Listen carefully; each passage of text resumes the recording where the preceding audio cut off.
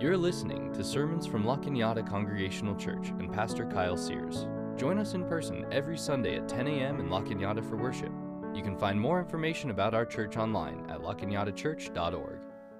So the story of Wicked is packed with irony because we already know the story for The Wizard of Oz.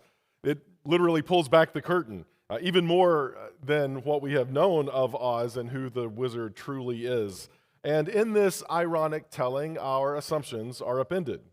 As a kid, I despised Margaret Hamilton's portrayal of the Wicked Witch of the West. It scared me to death. But I had to hold back my applause when I saw Cynthia Erivo sing The Wizard and I for the first time. My kids were with me. It would have embarrassed them too greatly to have me clap in the movie theater. But you know, there's all these reversals where we aren't quite sure who we once cheered for and who we once reviled. And these sorts of reversals of expectations are throughout the story of Scripture, perhaps most potent in the Gospel of Luke itself, where we will be reading our text today. And so here we will find ourselves rooting for someone who rarely gets our attention, much less our compassion, in Luke chapter 16, verse 19 through 31. Jesus tells the story, "There was a rich man who was dressed in purple and fine linen, and who feasted sumptuously every day. And at his gate lay a poor man named Lazarus, covered with sores, who longed to satisfy his hunger with what fell from the rich man's table. Even the dogs would come and lick his sores. The poor man died and was carried away by the angels to be with Abraham. The rich man also died and was buried. In Hades, where he was being tormented, he lifted up his eyes and saw Abraham far away with Lazarus by his side. And he called out, 'Father Abraham, have mercy on me, and send Lazarus to dip the tip of his finger in water and cool my tongue, for I am in agony in these flames.' But Abraham said, 'Child, remember that during your lifetime you received your good things, and Lazarus in like manner evil things. But now he is comforted here, and you are in agony. Besides all this, between you and us a great chasm has been fixed, so that those who might want to pass from here to you cannot do so, and no one can cross from there to us.' So the rich man said, 'Then I beg you, Father, send him to my father's house, for I have 5 brothers, that he may warn them, so that they will also not come to this place of torment.' Abraham replied, 'They have Moses and the prophets. They should listen to them.' He said, 'No, Father Abraham, but if someone from the dead goes to them, they will repent.' Abraham replied, 'If they do not listen to Moses and the prophets, neither will they be convinced, even if someone rises from the dead.'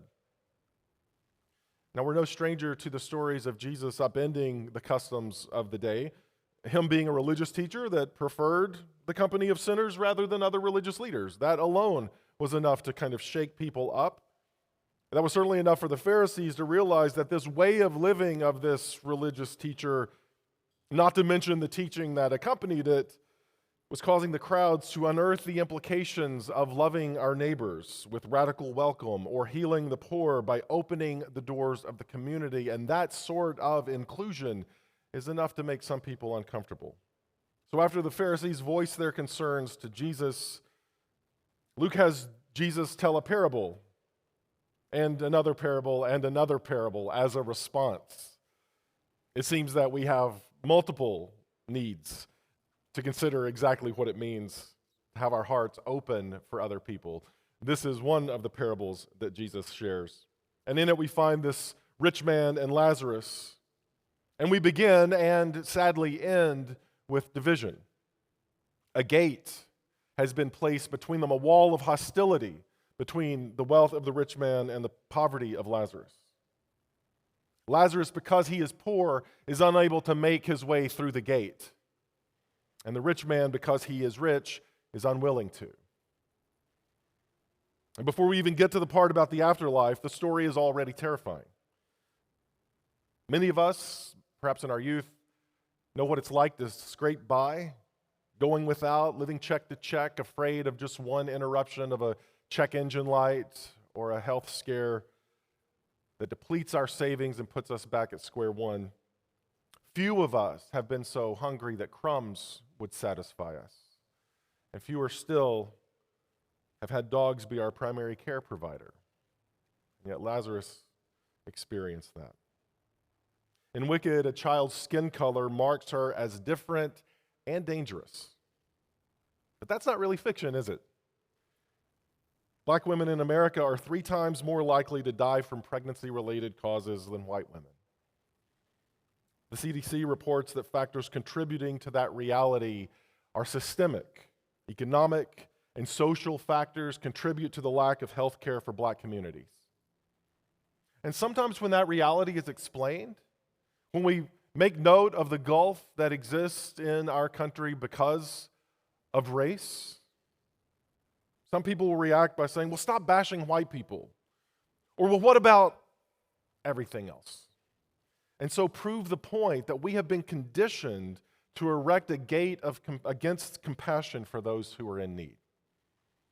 That we have been taught to have an automatic, instinctive response to say no from looking upon people who need our help.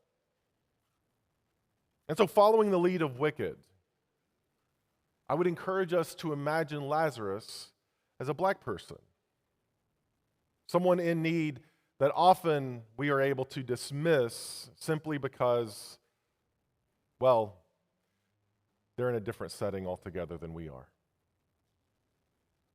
We've heard the unjust justifications about poverty, the lies about laziness or bootstraps or cultures of entitlement. But the reality remains that for the most part, the wealthy do not want to open their gates. And even in their abundance, they see nothing but scarcity. This rich man couldn't afford to let his crumbs off the table. But in the realm that God oversees, and this is where Jesus begins to push into our sense of compassion and open our imaginations to what might become. In the kingdom of heaven that arrives in the presence of Christ, the poor are welcomed. Not just tolerated, but called forth to participate in all the abundance that not only the wealthy have, but the very kingdom of heaven contains. I think ever since The Wizard of Oz came out in like 1939, it's hard to go through a Halloween night without seeing someone dressed up as a Tin Man or as Dorothy, right? Especially if you have a little black dog in tow. It's an easy thing for kids to follow through with. And we might want to tell the parable of Lazarus like a Halloween story. The fear of hell and torment is the point that Jesus is trying to get into this idea of maybe scaring us into belief in God. Because who wants to burn forever? And I think most of us will rightfully cringe at the idea that the only reason I would do good in the world is to either avoid hell or to gain heaven. And nothing more than that. That the only reason I'm moral or try to be ethical is because I'm afraid God's going to strike me dead and cast me into hell otherwise. Jesus' teaching goes a different direction. The point of the story is not to scare us away from hell or to promise us the bounty of heaven, but instead to imagine a future reality so that the present might be better experienced. And he does it from the very opening of the story. You can easily name one of the richest people in the world, right? I mean, it just comes to mind like that. But we could never name the poorest. In Jesus' story, though, we know the name of the poor man, Lazarus, and the rich man remains unknown to us. That little reversal alone is enough for us to be challenged in who it is that we might ascribe power and honor and prestige to. Lazarus gets a name so that we might be reminded of the humanity of those who suffer. In God's way of being, the poor are provided for and are welcomed, even brought near to Abraham himself, who, remember, was a very wealthy person. And so it is not the wealth that condemns this rich man, but the way he spent his wealth and his time and the way he looked upon those who were not like him. This, at its core, is a story not of heaven and hell, but of mercy and friendship. An invitation that we might imagine a world that begins today where we could welcome and care for those who suffer greatly. It's not the rich that are condemned, but the one who would erect a gate of separation.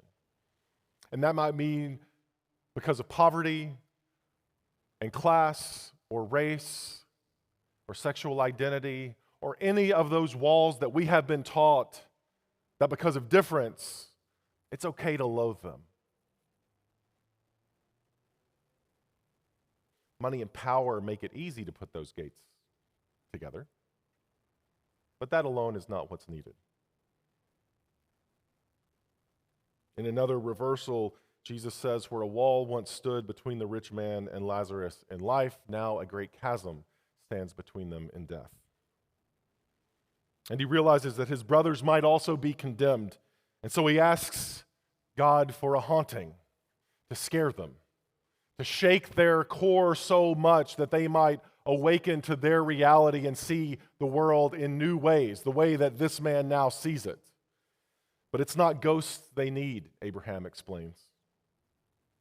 They have all that they need to point their way forward in Moses and the prophets, written on their hearts, as Jeremiah would say, not on tablets of stone stored away, but this sense that deep within, when we pause for a moment, we might know instinctively what empathy and compassion is because we bear within us the mark of the Creator who embodies empathy and compassion and love. In Moses and prophets, we have the story of God's people. And within that story, we have all that we need to know how God cares for the poor and the orphan and the widow and the stranger among us. That in fact, throughout a lot of Moses and the prophets, we are retold the stories of national shame and calamity so that we might sense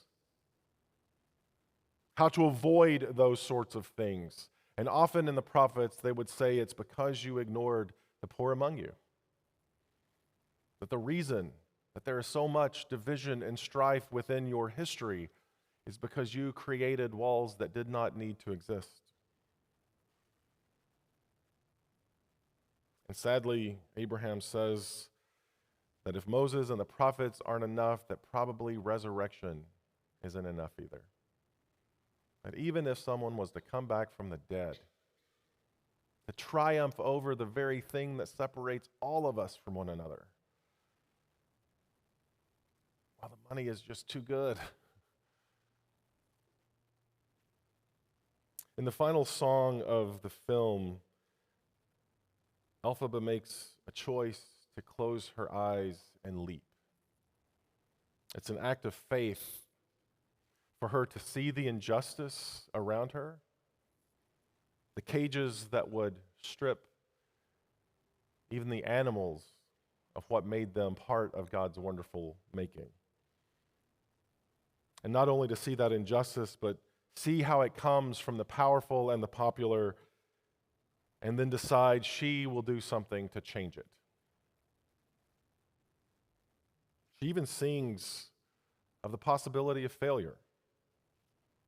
Some things I cannot change, but till I try, I will never know. My hope is that we would take a step of faith like that.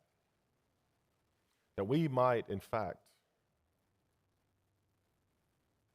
defy that sense of gravity that causes us to close in on this undeniable draw to ourselves that only cares for our well-being and ignores the well-being of others. That we might defy gravity to move away from hate and exclusion and find ourselves lifted up even into the highest of heavens to where Abraham resides, where the stories of those who know what it means to be poor or rich, but to judge others only by the compassion and love that comes from heaven. My hope is that we would be able to take similar steps of faith to see with heaven's eyes and know the name of those who are just like Lazarus. Because the God who knows us also knows them and lifts up the lowly among us. And so for a moment, I would like you to, again, find someone near you and ask and answer the question, who lies beyond the gate that God would want us to see? not as wicked, but as cherished. Who might we imagine as made in the image of God and therefore invited into a relationship, not just with God, but with us as well? Take a few moments and begin to see around you those realities.